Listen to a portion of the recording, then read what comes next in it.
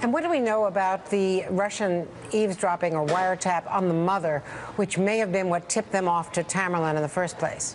By most accounts, we did not have sources and methods in terms of how the Russians were able to obtain this information. But if Russia is sharing their concerns with the United States of America, that raises the thing to a whole nother level. There's another report out recent that supposedly one of these brothers had applied for a visa to go into Saudi Arabia. That was denied, and that there was written confirmation given back to our federal government to say, look, we denied this visa.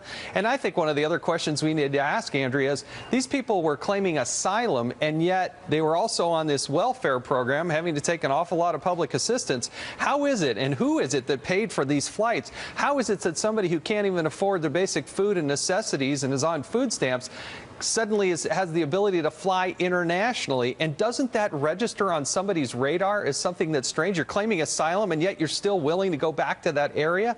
Those are things that should be flashing red lights to the intelligence community. And one explanation is that it was their parents who first claimed asylum back in 2002, 2003, when they were very, very young. So they did not claim asylum. They were the children, and one is a U.S. citizen.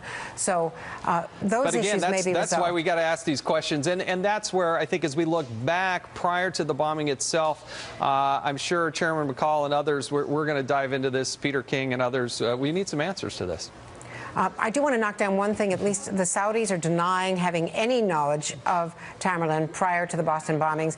And also there's a denial from intelligence agencies that they had any warning from Saudi Arabia, just to put that one report out of London to rest for now, at least. And again, this is where we're getting some conflict and why we have to have hearings and ask some people on the record to help clarify this for us.